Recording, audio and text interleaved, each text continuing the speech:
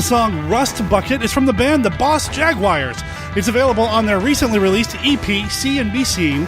Find out more about them over at bossjaguars.com or follow the links in the show notes over at monsterkidradio.net. That's the website for the podcast Monster Kid Radio, where we celebrate the classic and sometimes not so classic genre cinema of yesteryear. I'm your host, writer-producer Derek M. Cook, and I want to welcome you to episode number 98. Now, last weekend was the World Horror Convention here in Portland, Oregon. Now, in the last episode, you heard me talk about the World Horror Convention with Desmond Reddick and the daughter of Vincent Price, Victoria Price. Well, Victoria gave a presentation at the World Horror Convention. It was a presentation of the life and influence of her father, Vincent Price. It ran about an hour. Now, I chatted with Victoria before the presentation, and she gave us the okay to go ahead and record the presentation and share it with the listeners here at Monster Kid Radio. And that's what we're going to do in this episode of the show. Before we get to that, though, let's go ahead and review the website. Over there, you can find links to everything, like our Flickr album, our YouTube page, or our Live 365 channel. You can also find our contact information. Our email address is monsterkidradio@gmail.com. And we have a voicemail line. You can call us at 503-479-5657. That's 503-479-5MKR. I'm going to bring that number up again at the end of the show, so if you didn't get it just a second ago, hang tight, you're going to get it at the end of the show. Also, over at the website, you can find a link to our Facebook group. You can also find a listing of every band and every song that's appeared here on Monster Kid Radio. You'll find links to almost every one of their websites where you can buy the album, buy the music for yourself. If you do, let them know that Monster Kid Radio sent you.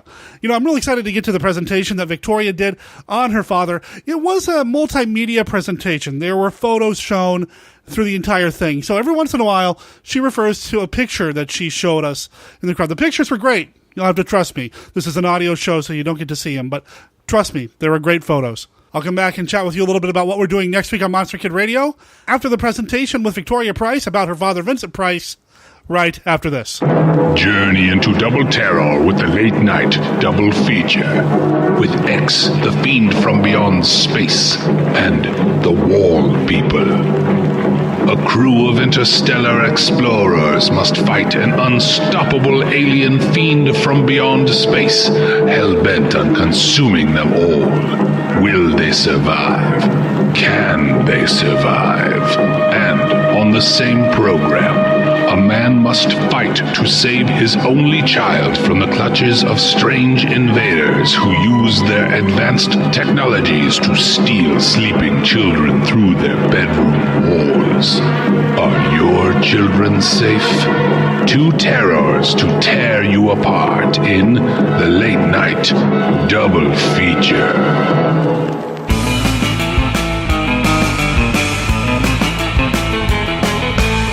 I talk at a horror convention, I have to get a true confession out of the way, which is that I myself am not a horror fan. And I always fear saying that, lest I will be stoned and burned and have things done to me like were done to my father in the movies.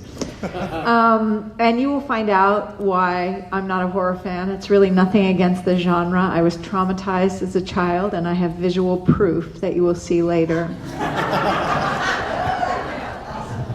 But I am a fan of horror fans, and I have to say, of all the conventions I've been to, this one being mainly geared toward readers and art lovers, I have to say this one's pretty darn cool, because I myself am a reader and an art lover, so this could actually almost open my heart even more to the horror genre. But what I am a fan of is you guys, horror fans, because you know, I had to write a new intro to the biography I wrote about my dad, and he's been gone 20 years now. And there were people who were way, way bigger stars than he was during his career. And nobody's heard of them. People like, somebody just yesterday came up and said her name was Carol after Carol Lombard, and people don't even remember who Carol Lombard was. She was huge, huge star. And, you know, people like Robert Taylor or Montgomery Clift, I mean, way bigger stars than my dad. And the reason that my dad's legacy has lasted is you guys. It's really true. And no, I should be applauding you. And it's not just the horror movies. You got him, and you got who he was. And I think the reason he really resonated with the horror movies and you guys really resonate to him is because in many ways he thought of himself as an outsider. And the reason he did was because he loved art. And so I like to give this presentation, it's a little gift back to you guys to share how important the horror genre was to him. But the other reason I like to give it is because the other thing I inherited from both of my parents, my dad was often called a Renaissance man. And I've come to realize that that is a polite euphemism that they give to famous people. Really what it means is he was a workaholic multitasker. And I inherited that in droves. And, I really never stop working. But when I come here, I connect with my dad in a way that reminds me about what his real legacy was. And his real legacy was that he moved through life with joy. He had such passion for living, and everything that he did, he enjoyed. He had a hell of a good time, which I think you can always see in his movies. And kind of when I channel him by talking with you guys, I remember that the most important thing I can do every day of my life is to try to have the daily practice of joy. And I think it's really interesting because, horror movies, people say, oh, it's all about fear. But really, I think all of life comes down to two things, fear or love. And when I go to these horror conventions, what I see is a bunch of people who love this genre and love what it expresses. And my dad loved this genre too, and he felt that horror was this really necessary thing in our society, and I think even more so now, because it allows a catharsis, it allows a release. And, I know he needed that, and he got it through laughter, and he got it through the horror genre, and he got it through art. And I get it from coming out into the world and stepping out away from my workaholic multitasking life and remembering that every day we get to choose between fear and love. And when I see all of you guys who love this genre, it reminds me, practice joy every day. Find something you love and give back, share it, and go through life with passion. And so I'm going to share with you some of the reasons and ways that my dad did that. And I always start with this picture because I think it really captures him. This is the two of us at an opening at the Vincent Price Art Museum in East Los Angeles. And it really captures him because he, first of all, my dad, everybody always thought my dad was this really elegant dresser like he was in the movie. You would be lucky if he hadn't worn the same pair of $10 polyester waiter's pants 3 days in a row. He had really bad feet, so he wore suede tennis shoes because his feet hurt all the time. He loved Brooks Brothers shirts, the more wrinkled the better, like this one. He sort of made a loose attempt to kind of, throw on something that looked vaguely like an ascot, and really it looks like he didn't know how to tie a tie. And the best part is that if you look in his pocket, there's a plastic fork and spoon, and I think that pretty much captures him. If he was going to miss an opportunity to eat, he would not be happy. So there's that fork and spoon. So I said that my dad felt like an outsider, and I want to tell you a little bit about his childhood. He was born into a wealthy family. His dad, his grandfather, my great-grandfather, was also Vincent Price. People often think it was a stage name. And he was a household name in the 19th century. He invented baking powder. He was the first person to patent extracts of vanilla and breakfast cereals. He wrote famous cookbooks. And he had a son who is this guy over here. And I show this picture for a couple of reasons. One, I love it that he obviously hated his nose so much that he blacked out the tip to make it look smaller. He also was Vincent Price, and he was attending Yale after graduating from high school, where he was this very creative guy. The other reason I show the picture is because one of the other people in this magic act was also the father of a famous actor. This kid down here, his name was Richard Wells, and he was Orson Welles' dad. So this Vincent Price was pulled out of Yale after the Panic of 1893, when apparently my great-grandfather lost a fortune.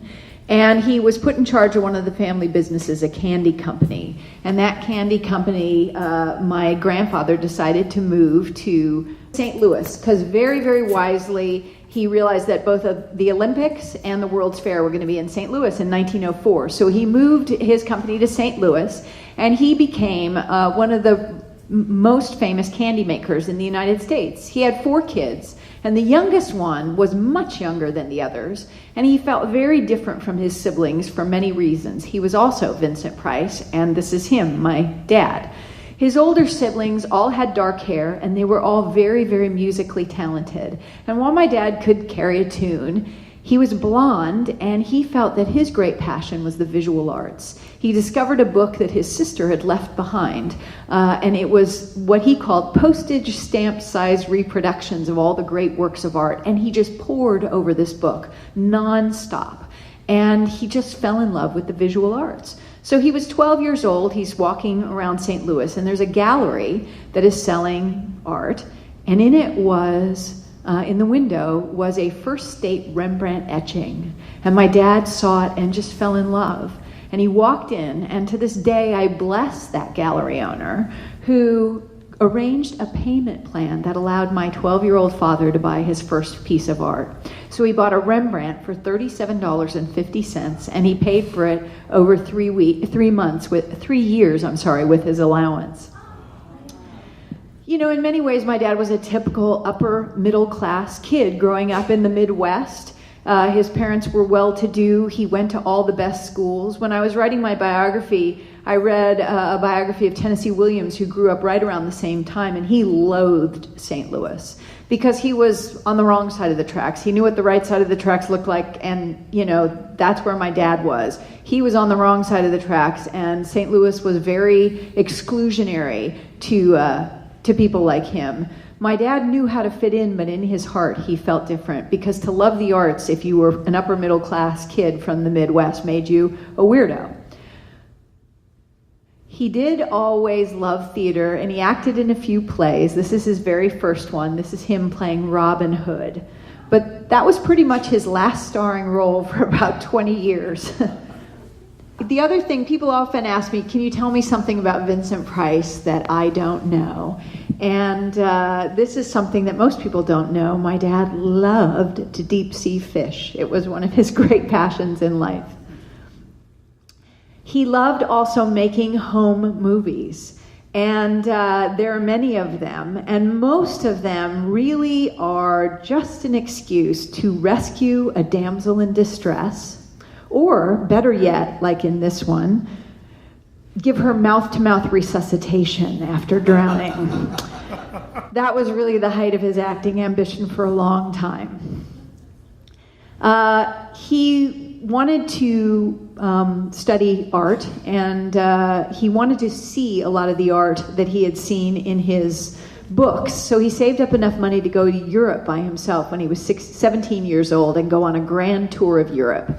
And he went all over Europe and saw these pieces that he'd seen in, you know, the little postage stamp-sized reproductions. And one of the most memorable experiences he had was at the Uffizi in Rome, in Florence, where he saw this painting, which is Madonna of the Harpies by Andrea del Sarto.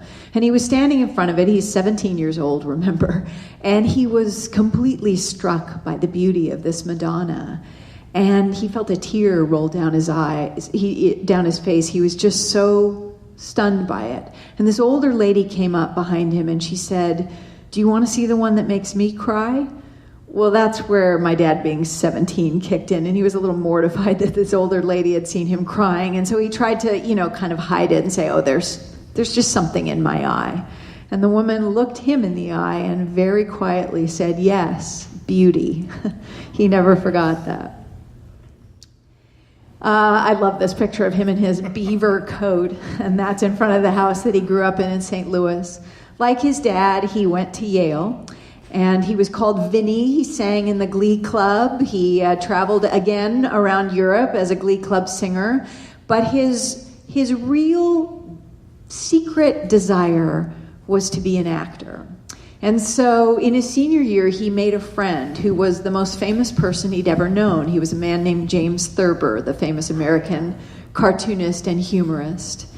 And Thurber made this drawing for my dad as his 22nd birthday present. It's just an amazing thing. So there's Thurber, envious age, and his wife, Beauty, my dad's dachshund, Loyalty, and you see all the other signs of the time, including, which I think is very prescient, in 1933, Hitler up here, which I think is very interesting, and Fear over here. And there's Calvin Coolidge down there. In any case, my dad decided that he should share with Thurber the secret desire he had to become an actor. And Thurber laughed at him.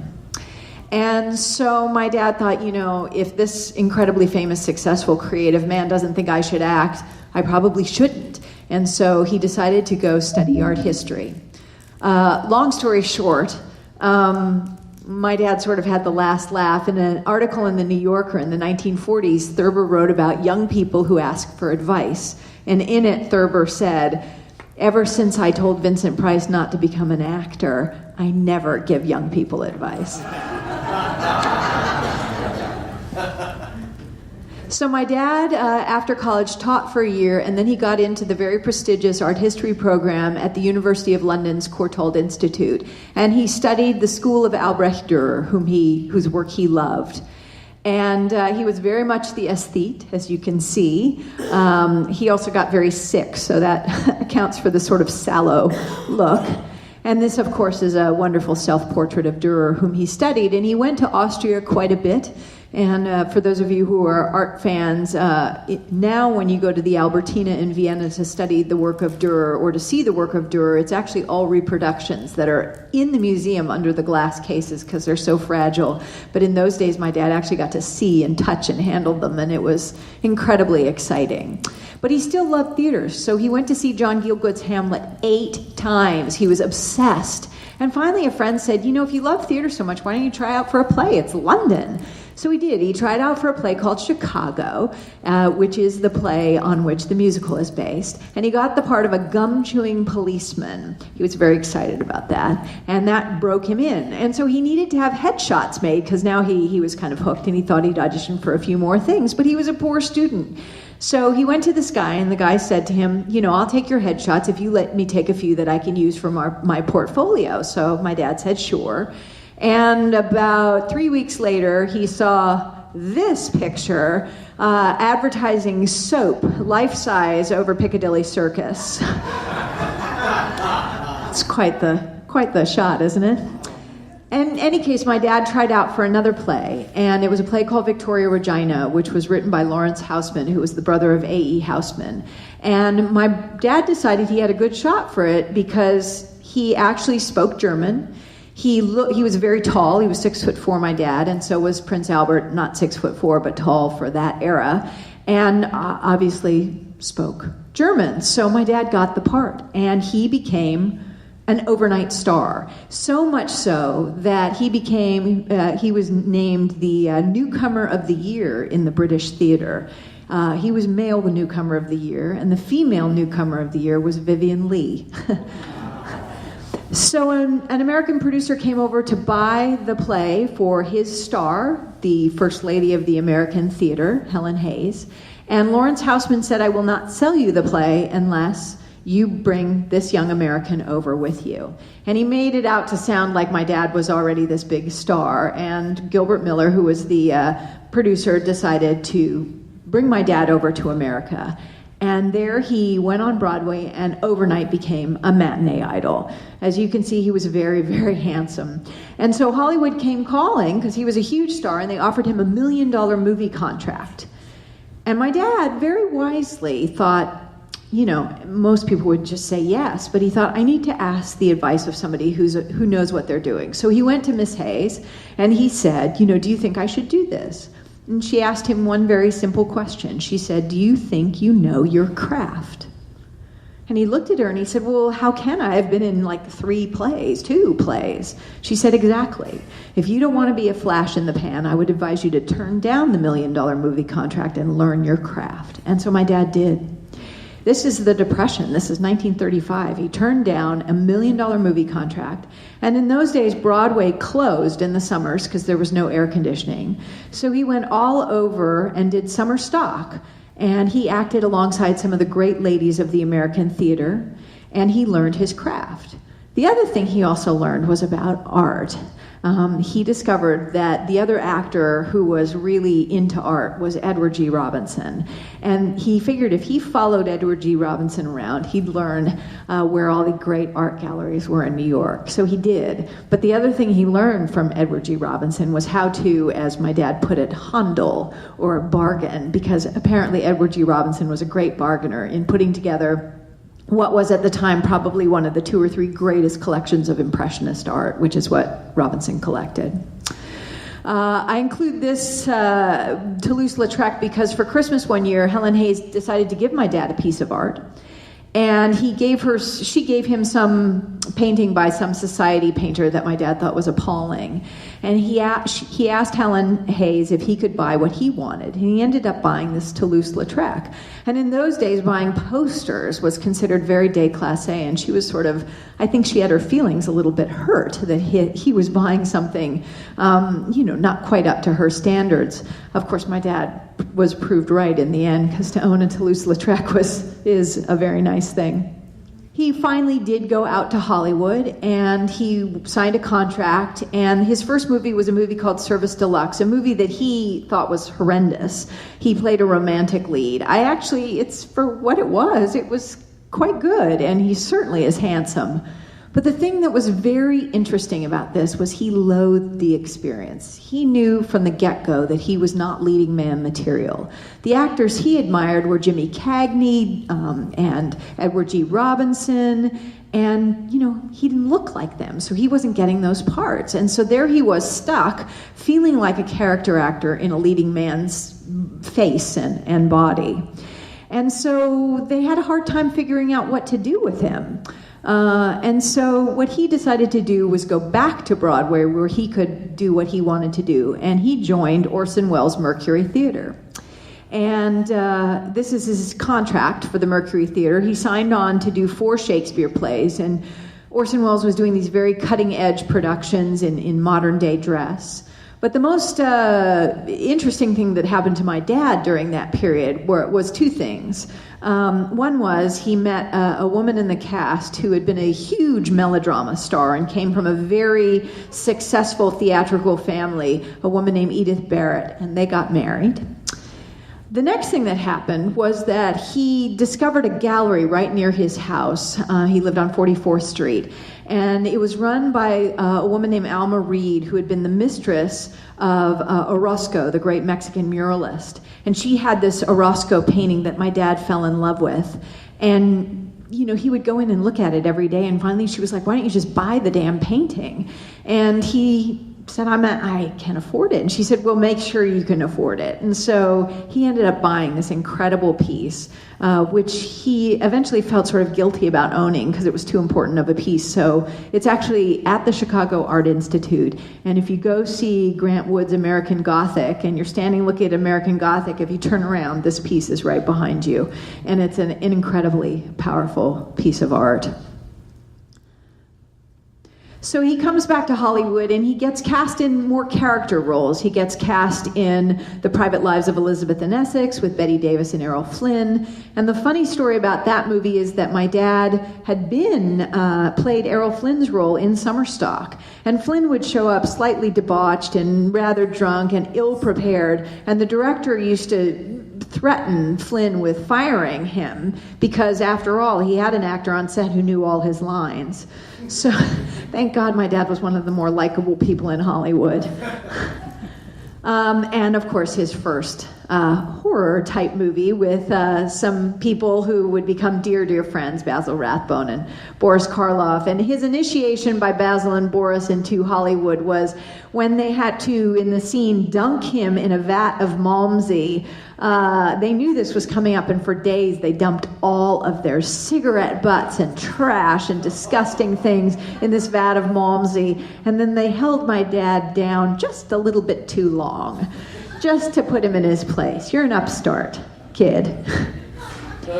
He also appeared in a movie of which he was very, very proud.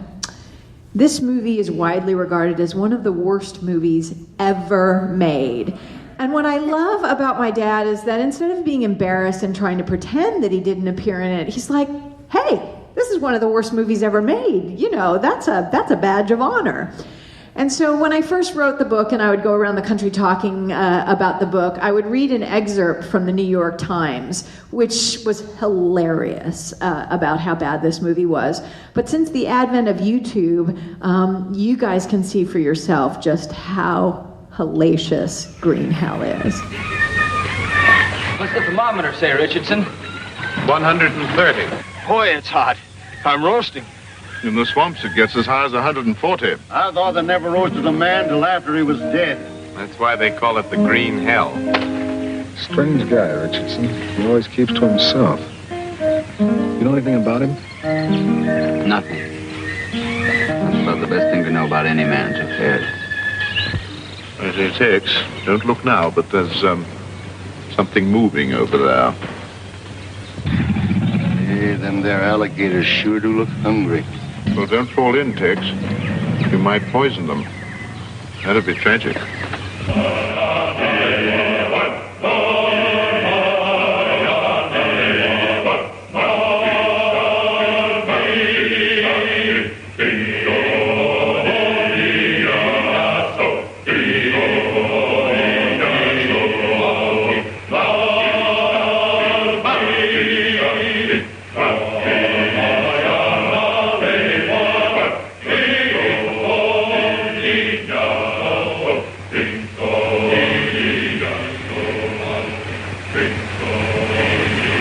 How mysterious the jungle is at night. The more you see of it, the less you know about it. Sounds incredibly lonely, doesn't it? I wonder why there's so many lonely people in such a crowded world. Brandy, do you think a man can love two women at the same time, in his heart be faithful to each, and yet want to be free? What do you want, an answer or a justification? You get the idea. It's pretty great. You know, as long as I knew my dad, he never, ever said no to an autograph, didn't stop to talk to a fan. And I think the reason is that he was always a big fan himself. One of the people who befriended him when he first came to Hollywood was Joan Crawford. And my dad had no idea why. He used to say, I have no idea why she likes me, but it's Joan Crawford, you know, and he'd get invited to dinner parties at her house. In 1940, my brother was born, and my dad became a father for the first time. And shortly thereafter, he went back to Broadway, and it was a real turning point in his career. Again, he'd been sort of cast in a lot of different things, and he got cast in this melodrama called Angel Street, which would later be made into a movie called Gaslight with Charles Boyer and Ingrid Bergman. But this became the longest running melodrama on Broadway. And my dad, that first night when he stepped on the stage and people hissed and booed at him, he was hooked. He was like, this is for me, I'm going to be a villain. And it was just palpable, the feeling that he got from it. And he realized that this is how he could become a character actor. He could be a villain. And so he was under contract to Fox for most of the 40s, and he began getting cast as a villain. This is in Dragonwyck, where he plays an opium addict who kills not one but both of his wives. And with the incredibly beautiful Jean Tierney and a very young Jessica Tandy. And this is him playing the prosecutor in Song of Bernadette. But people always ask me what my favorite Vincent Price movie is, and I always say Laura. It is such a great film, classic film noir. And I think the reason I like it so much, other than it's so much against type and it's such an incredible film, is that it allows me a glimpse at the dad that I never knew, the young, blonde guy that I, never got to see. And it's such a wonderful part, Shelby Carpenter, in that movie. At the same time, he opened a gallery. He actually opened a gallery on Little Santa Monica in Beverly Hills because that was still his great passion, and he felt that LA was sort of a cultural wasteland. And so he opened this gallery, and he located it between a bookstore and a bar, figuring it would be the perfect combination, as he said, of intellectuals and inebriates. And it became the great gathering spot in Los Angeles during the war and post-war years. I mean, literally, he said, like, one day you'd look up and there'd be like Thomas Mann and Stravinsky and Bertolt Brecht, and I mean, it was unbelievable who was in there. And he gave a lot of people their first shows, including a very well-known artist from the Northwest Coast area named Morris Graves. And he would get a lot of submissions for art, and one day he got this little drawing. And it was a long letter with it, and it said, if you like this drawing, please go ahead and just send me 3 tubes of vermilion, a crate of oranges, and 3 pairs of black socks, which was already odd enough. But my dad liked the drawing, and then he noticed the signature. And the signature, it was a man named Henry Miller, the Henry Miller, as in Tropic of Capricorn. And he had come to Hollywood to be a screenwriter, loathed it, and began painting. And for those of you who are artists, a wonderful, wonderful book by Henry Miller is To Paint is to Love Again. Incredible book. And so my dad gave Henry Miller his first show and became the first spokesman for his pieces. And he really did this for a lot of artists. I can't tell you the number of people who've come up to me and told me, big-time collectors, huge collectors, who've said, you know, the reason I bought this artist for the first time was because Vincent Price told me to. I mean, people like, you know, Richard Diebenkorn kind of artists. And there's Henry Miller. So the mid-40s were a very difficult time. His contract ended under Fox. This is my grandparents' 50th wedding anniversary, after which both of them died within 2 short years of one another. And my dad also got a divorce from my brother's mother. And so he found himself alone living in his little adobe house in Beverly Hills with his dog Joe. And he wrote a wonderful book in the 60s, which I'm hoping to bring out again for those of you who are animal lovers, called The Book of Joe. Really great book. While his dad was ill, he was in Tucson, and my dad stumbled across a treasure trove of prehistoric Native American pottery. And he became one of the great collectors of ethnographic art very, very early on. And Hans Conried, the wonderful comic actor, said of my dad, "You are the only actor who is never going to be able to say that you don't have a pot to piss in." But, you know, handsome men don't stay and charming men don't stay single for long. And he met my mother, who was a costume designer, and she had been a Broadway costume designer brought out to design a movie in Hollywood. And she was the designer on this movie, and they had mutual friends who were art collectors, and they met, and this is actually their wedding picture. They were married very spontaneously in Tijuana. Honeymoon trip, on my ass, and I am an ass. That is their best man, and a man named Perry Rathbone, who was later the head of the Museum of Fine Arts in Boston. And that marriage actually lasted 23 years, that spur of the moment Tijuana, let's get hitched moment. My mom was very much a kindred spirit with my dad. She was always 5 years ahead of her time, which was incredibly irritating to me as a child. I just wanted to look like all the other kids, not like what they might look like in 5 years. But it was a great thing for my dad. She was an incredible promoter of his work, and they traveled the world together. They began collecting art together, and they began cooking together. And really, a lot of what we regard as my dad's legacies, greatest legacies, came from my mom. Things that she urged him to do. It took me a long time to realize that. Because my mom and I had that typical mother-daughter relationship, but time has passed and I've really understood what she did. My dad always understood it. He said to me at the end of his life, "Your mom did more for me than anyone." He was under contract with RKO and did a couple of fun pictures with Jane Russell, or Aunt Jane as we call her, and then he encountered a very difficult period of his life. During the McCarthy era, he was gray-listed. And what that means is he was not blacklisted. He was not blackballed out of the industry, but lists were circulated to the studios, and there were people on them that studios and companies all over America were urged not to hire. And as I mentioned before, my dad was a workaholic, and he did not work for over a year, which freaked him out. He ended up writing an amazing book during that year, which was my mom's idea, which is a book called I Like What I Know, his visual autobiography about his life and art, which is going to come back out in the fall. but he was freaked out. And so he elicited the help of what he said, some nice Republican ladies that he knew from the arts. And he was able to get his name cleared. The list that he was on, and I just want to share with you how crazy the McCarthy era was. The list that he was on was the pre-war, just follow along, anti-Nazi sympathizers. So what that meant was that if you were against the Nazis before World War II, you must be a communist.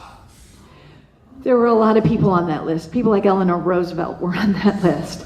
So he came out, and literally a week later he received 2 offers. One was for a play on Broadway called We're No Angels, which later was made into a movie with Humphrey Bogart. And the other was for a movie about an artist in a new technology, and that movie was House of Wax. And my dad took it for 2 reasons. One was he thought, let's try the new technology. He was, this was a man who really could not read the instructions on how to plug in a telephone, but he loved the idea of new technology. He had a TV before he knew how to use it. He understood that his industry depended on new technology, even though I had to read the instructions and tell him how to use it. And so he decided to do House of Wax, and also because it was about an artist, and he could get into that role. And of course, those of you who are House of Wax fans will recognize that as Charles Bronson. He was stunned, however, by the success of House of Wax. I mean, it was a huge success. A year later, he was on Broadway in Richard III, and people were still going to see the movie. And he would go in every so often to a matinee and try to see if people were still enjoying it. And he decided that the best place to sit was to sit behind teenage girls who were just, trembling all the way through the movie. And because my dad was perpetually a joker, often at the end of the movie, as the credits rolled, he would lean forward and say, "Did you like it?"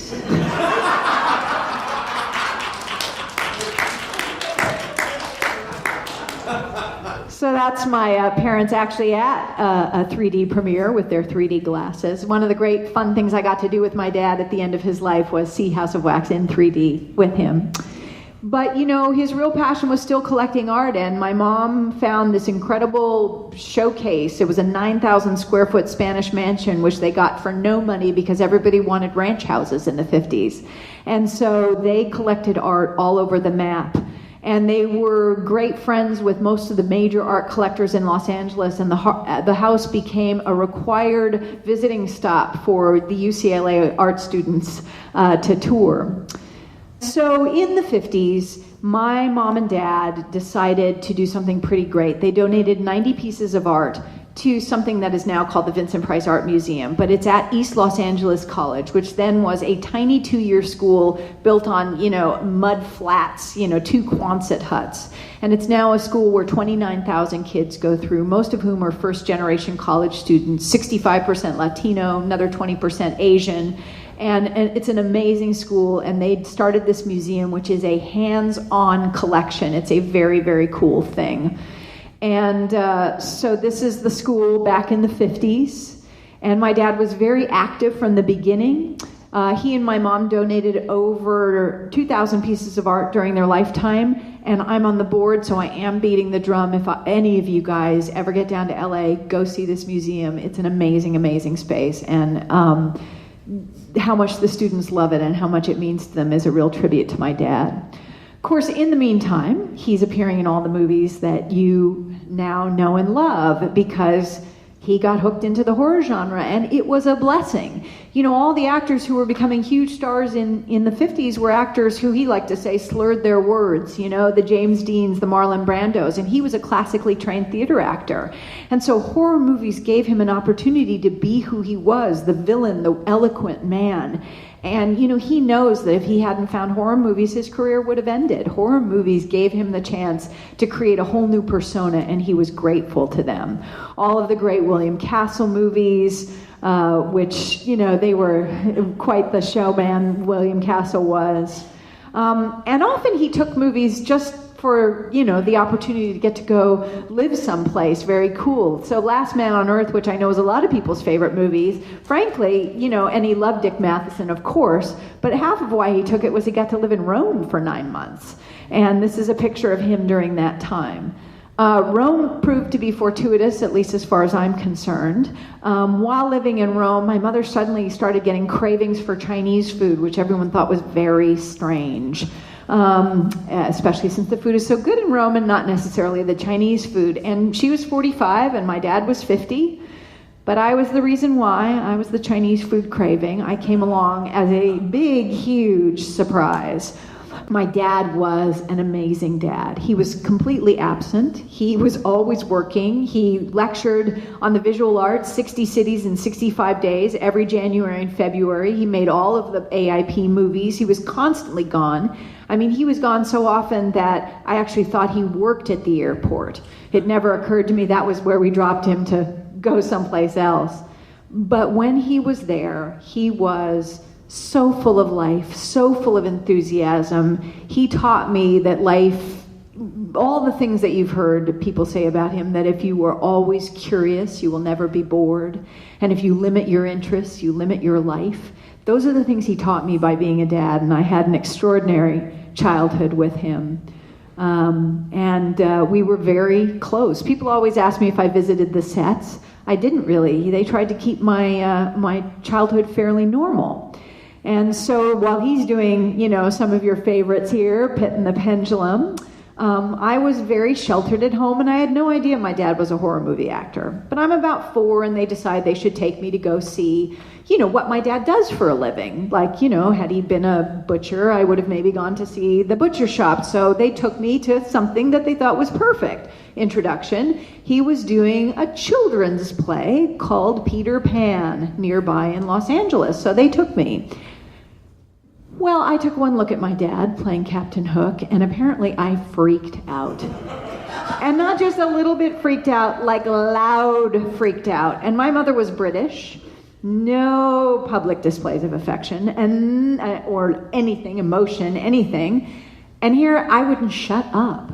And so to get me to shut up, they had to take me backstage during intermission, so that my dad could prove to me that he was not the mean Captain Hook and that nothing had happened to his hands. And my mother, the perpetual photographer, chronicled this. And this is the source of my childhood trauma, which I'm going to share with you right now. That is not a happy child. I'm still not happy. Nothing, my dad could walk in the room, I would beam. It was not good. And he's trying. He's really trying here. Okay, it's getting a little better. We're smiling at the camera. He's kissing my finger. It's all starting to improve. That is a weak smile, but it's better. And finally, I'm playing with the hook, and it's all okay. But from that experience, my parents determined that I was not the child who should see horror movies ever. So the way I knew what my dad did was that I saw him spoof himself on, the Brady Bunch or Get Smart or Batman, but I never saw horror movies. The first one I saw was when I was an exchange student in Germany when I was 16, and it freaked the hell out of me. Here's my dad, who I think, is the most incredible person in the world, and he's like killing people and then being killed. It wasn't a good thing for me. Of course, in real life, he was having a blast, and this is one of my favorite pictures of him and all of his great friends at a lunch break, which is such a great shot. My dad did an amazing thing, which was in the early 60s, Sears was revamping their image from being a catalog store to being more of a high-end, higher-end department store. So they hired people to be spokespeople. Ted Williams, the Boston Red Sox slugger, became their sporting goods spokesman. And Sir Edmund Hillary, who had recently climbed Mount Everest, he was their outdoor and camping gear. And they asked my dad to be the art spokesman, and my dad took one look at the art that was sold at Sears. He was like, no. Well, my mother always, 5 years ahead of her time said, well, this is an incredible opportunity. If you could do it your way, would you do it? And he said, well, what would my way be? And she said, why don't you go off and think about that? She was always giving us assignments like that, which he clearly took to a lot better than I did. But anyway, long story short, he did go off and think about it. And he said, if I could buy all the art for Sears, I would do it. And that's what he did. He bought thousands of pieces of art for Sears. He bought emerging artists. You could buy a Picasso for $190 on your Sears credit card with a money-back guarantee. And he was really a populist, and his idea was he really believed that art saves lives. Art saved his life. It took him out of a life of what he thought would have been just, corporate mediocrity in St. Louis. And he believed that if you could have a piece of art in your life, you would feel a connection to something larger than you. And that's what he did through Sears, which was a pretty amazing thing. They also started something called National Treasures, which was like Restoration Hardware, 30 years ahead of its time. And so they went all over and they collected antiques and then they reproduced them for Sears.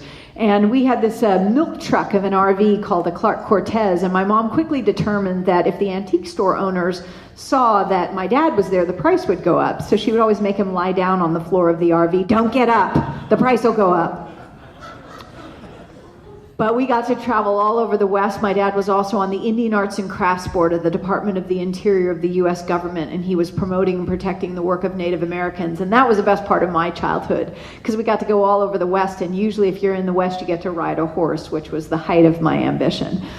As you can see, museums were a big part of my childhood. They also wrote this cookbook, which is going to come out next year, 2015. It'll be the 50th anniversary of this cookbook. It was produced in 1965, and it is an incredible cookbook. It's called A Treasury of Great Recipes. It is the 8th most popular out-of-print book of any kind. It has a complete cult following, this book, and the reason why is that I feel like it encapsulated my parents' philosophy of life better than anything. They were collectors of experience. They went through life and they took it in with every part of themselves. So they would go on a trip and my dad could charm, anything out of anyone. And so he would charm the recipe for some dish he loved, and my mother would buy the, similar dishes, and they would come home and they'd figure out how to prepare it for their friends, and they'd play the music and serve it on the dishes and have the meal, and they'd share that experience with their friends. And that's really what that cookbook is. It's going through life, collecting experience and sharing it with others. It's a really wonderful, wonderful book. It wasn't all high-end things. This is a photo from the cookbook with a recipe for hot dogs, because my dad was a huge baseball fan, and those are Dodger dogs. Their house also became a real showpiece, architectural showpiece, and had some incredible art in it. And it was an extraordinary place to grow up learning how to see. Art was not about the elite for my dad. Art was a window into everyone's soul. And so the way he taught a kid, me, how to love art was to tell me the stories behind the art and help me to see into artists' souls, which was incredible. And as I said, they collected all over the map. I mean, didn't everyone have a Northwest Coast totem pole in their backyard? That totem pole, by the way, belonged to John Barrymore before it belonged to my dad. It was not all museum-like. It was irreverent. On Christmas, the pre-Columbian figures got dressed up. People always ask about what it was like to spend Halloween with Vincent Price. So this is a picture of me and all my little friends on Halloween. But the best thing we did is we'd take that brown milk truck to Beverly Hills, and we knew where they had the good candy. It was on Palm Drive. They had the good candy. So my mother would prepare a little meal for us, and then we'd go trick-or-treating. And my dad would go out with us, and he'd send us girls up to the door, and we'd go get our candy, and it was that good candy. We were excited. And we'd go running down to check our loot. In the meantime, my dad would pop out from behind the bushes and scare the owners. He thought that was hilarious. And I end this picture of this phase of his life with this incredibly paisleyed outfit. That's us on the last trip we took as a family. Because my dad made a movie in 1972, which is actually my favorite of his horror movies, a wonderful movie called Theater of Blood. And it's, classic premise, right? My dad's a Shakespearean actor who gets dissed by the critics, and he does what every actor dreams of doing. He kills the critics. in very creative ways. And the only female critic in this movie was a very beautiful and witty and talented Australian English actress named Coral Brown, whom he electrocuted under a hairdryer. And perhaps my life would have been better had that happened in real life, but sadly it didn't. And he married my wicked stepmother, which is actually what she liked to call herself. My dad left my mom, and the interesting thing is, Coral was a very difficult woman for my brother and for me. She was not mother material, but I will tell you right now, she was great for my dad. She just gave him a complete new lease on life. They fell in love, head over heels with one another, and his heart opened up, his love of life opened up, because my mother, while a great teammate, as I experienced, she kind of got more restrictive in her thinking, and Coral was wild. And they had an extraordinary partnership. And the thing about Coral that was also amazing was that she was, in addition to being a brilliant actress, she was very, very smart about what to do for career moves. And so at a point in my dad's life when he had become very, very narrowly typecast in the horror movies, she suggested that he do a one-man show about Oscar Wilde, and it was called Diversions and Delights, and he played Oscar Wilde at the very end of his life. And I think it was the best thing I ever saw my dad do. It was an extraordinary piece of acting. And he loved doing it so much that when its traditional run ended, he actually took it on the road for 3 years in a van. This was his crew. They drove all over the country. That's then at Niagara Falls. And they performed it at colleges. And you have to understand, this is the late 70s, very early 80s, but mostly late 70s. And he's performing as perhaps the most famous gay man in the world all over at colleges. And it made a huge difference, both in his life and in the lives of people who saw the play.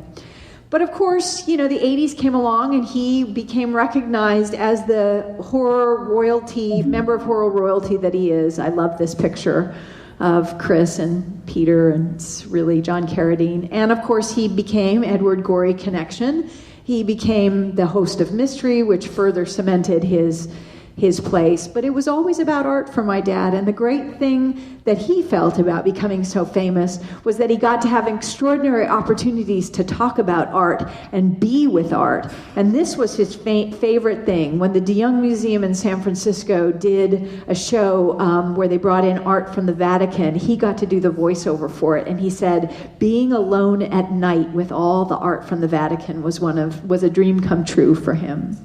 He still remained very, very involved in East Los Angeles College, and he was very, very active in everything he did for the students there. I'm going to get to the very end of his life, which it's something I'm very grateful for. He was doing a show for Disney called Read, Write, and Draw. And somebody told him about this young animator, kind of quirky guy who was a big fan. My dad always wanted to meet everybody, so he goes down to meet this guy, hair all over the place, and he'd drawn this really wonderful little movie called Vincent, about a boy named Vincent Malloy who wants to grow up to be Vincent Price. And that, of course, was Tim Burton. And my dad agreed to narrate the film for Tim, which I think kind of blew Tim away. And of course, my dad thought it was the biggest honor ever. That and being the subject of a New York Times crossword puzzle were about as good as you could get. And so Tim returned the favor for my dad by giving him the role in Edward Scissorhands, which was this incredible swan song. A lot of actors, kind of fade to obscurity, and my dad got to go out with an incredible role as that of the inventor in Edward Scissorhands. And he and Johnny, both Geminis, hit it off, and I love that picture of the three of them together. Tim also, those of you who are Tim Burton fans, hound him, please. He filmed a movie called Conversations with Vincent, and this is on my dad's 80th birthday at the museum, and he filmed 2 days with my dad. And to give you an idea of what a pro my dad was, and he always was a pro in what he did. Halfway during the second day of filming, he got a call that my stepmother, who'd been very ill, had died. And he knew that Tim had an expensive crew there, and he'd paid for them for 2 days, and my dad stayed and finished filming till the end of the day, because that's what you did if you were a pro. I don't just remember him. I miss him all the time in the sense of wishing I could share things with him. When I see a great piece of art, when I hear a great story, I heard a great story about my dad buying a painting today. When I eat something wonderful, I always want to share it with my dad. So I want to get to the very end of my life. My stepmother died before my dad, as I said, and my dad got to spend time with me and my brother. My stepmother had really excluded me and my brother. Me not as much. She and I sort of had a love-hate relationship. She and my brother just had a hate-hate relationship. And that was difficult. So we finally got to spend time with my dad, and he got to grow. My stepmother only liked white flowers. He loved flowers of all colors, so he got to grow those. And the very fun thing that we got to do was we got to play together, which we hadn't been able to do since I was a kid. When I was a little kid, all I wanted to do was be able to play board games.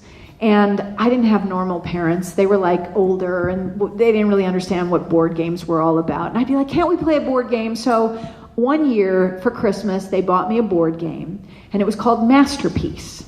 They didn't buy me Candyland. They didn't buy me Monopoly. They bought me Masterpiece. And what you did in Masterpiece was you guessed the auction prices of great works of art.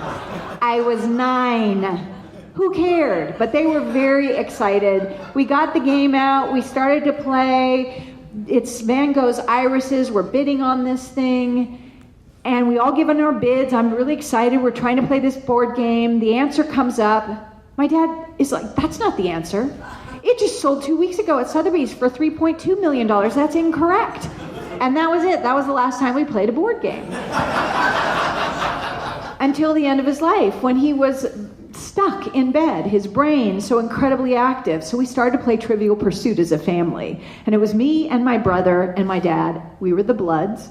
And then Reg, who took care of my dad, and my sister-in-law, and usually a friend of mine, and they were the Crips. With my dad on our team, we won every time. I mean, that man was sharp. And the very last time we played is one of my favorite memories. My dad was kind of on morphine and fading in and out, but he contributed a little, but by the end of the game, his head was back on the pillow. We always played on his bed. And he was sort of fading out. But my brother and I did okay, and we got to the last question. You know, the opposing team gets to pick the category, right? So they picked science and nature, because we always sucked at science and nature. And they asked this question. And my brother and I looked stricken at one another, like, oh my God. And we're looking over at my dad, and he's passed out. I'm like, oh God. And the question was, what does a man have more than 2 of if he is polyorchid? Now, my brother is the best read person I know, and we're, hashing it out, trying to get it. And we're looking at my dad, and he's no help. And we're like, shit, we're going to lose. All of a sudden, we heard this sort of noise from the pillow, and we heard him say, Mom. We're like, what? And then we looked over and his eyes were still shut. So we're talking, and my sister-in-law, who was really competitive, was like, got this big grin on her face, like, we've got him. And my dad props himself up on the pillow with the last ounce of his strength, and he says, balls!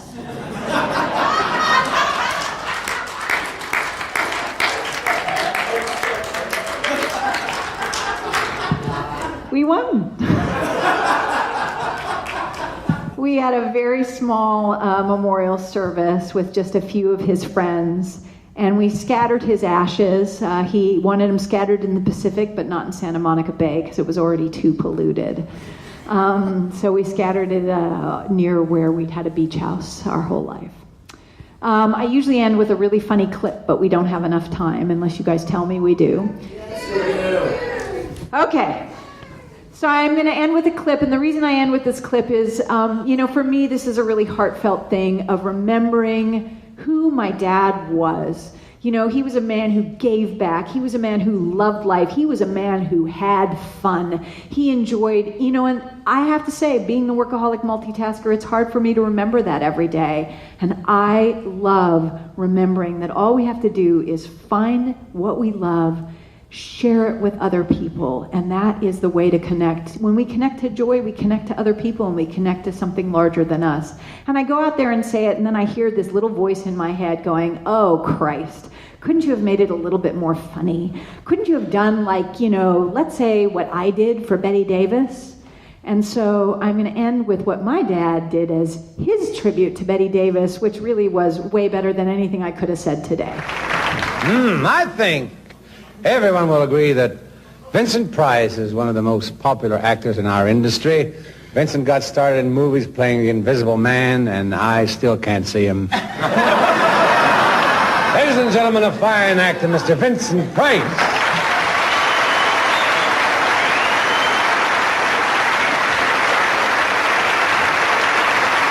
Thank you, Dean. Thank you. I'm honored to pay tribute to Miss Betty Davis, the actress who became a Hollywood star the hard way. She wasn't naked. She wasn't black. She didn't even know Kung Fu. Kung Fu, Dean, that isn't an Italian curse, no. Now, tonight I'm here as one of Betty Davis's greatest fans, and I'd like to talk about some of her most memorable films. She made her first picture back in 1932. I was a child.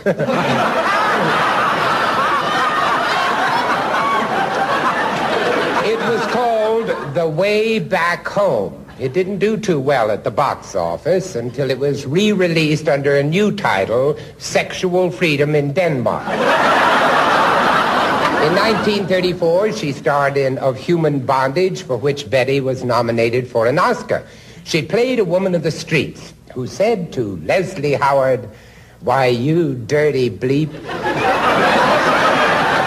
you can take your bleeping money and shove it." And for that kind of language, she became known as the first lady of the American street.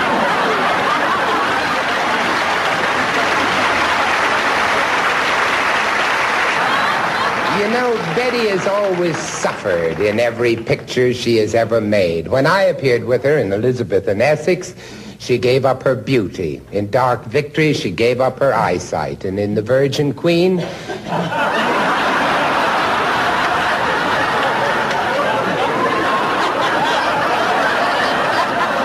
she gave up her hobby.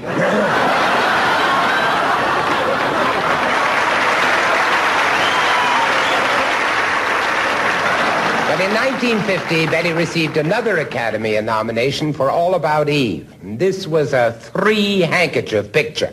And in 1962, Whatever Happened to Baby Jane? That was a three-diaper picture. In this one, she appeared with her old friend, Joan Crawford. Miss Crawford has always been envious of Betty's voluptuous figure. As a matter of fact, Joan used to borrow Betty's bras to use for shoulder pads. And then in 1963, there was Hush.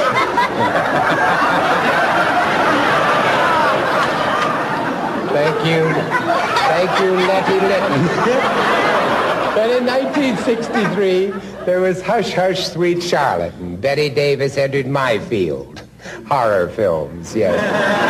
But that's not new for you, Betty, because some critics have always found your pictures horrors. Yes, it's true that many reviewers have knocked Betty, but then that's how you measure a great star, by her knockers. Thank you all.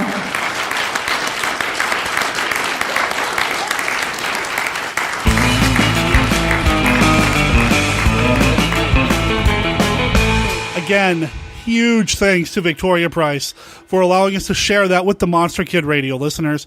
It was a great presentation. She was a great person to chat with. If you listened to episode 97, you heard that for yourself.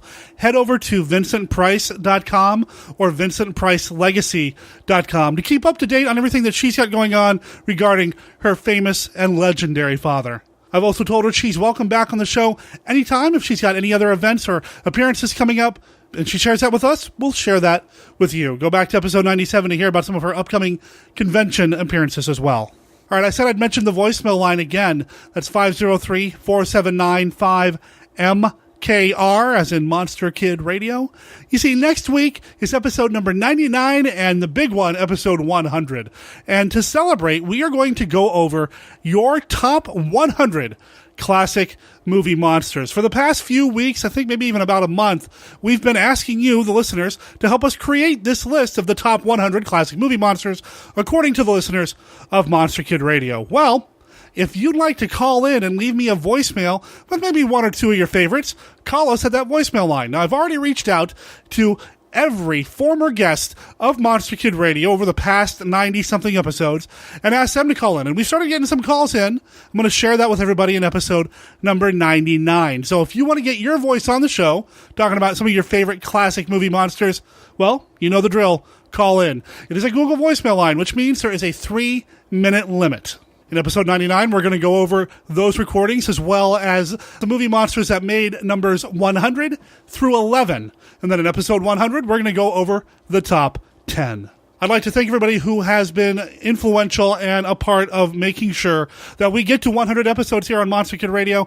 I could not have done it without you. And when I say you, I mean you, the listeners. Thank you so much for all of your support. Oh, you know, I didn't mention this. The Rondo Awards were announced. Vincent Price showed very well. Last episode, I mentioned the book Hidden Horror winning. Well, Monster Kid Radio, we got an honorable mention in the Best Multimedia Horror category. And again, we could not have done that without your support. So thank you so much. And thank you to the Boss Jaguars for letting us play their new song, Rust Bucket, from their EP release, See and Be Seen. Again, find them over at bossjaguars.com. Monster Kid Radio is a registered service mark of Monster Kid Radio LLC. All original content of Monster Kid Radio by Monster Kid Radio LLC is licensed under a Creative Commons Attribution, Non-Commercial, No Derivatives 3.0 Unported license, except, of course, for the song Rust Bucket. That belongs to the Boss Jaguars. Talk to everybody next week.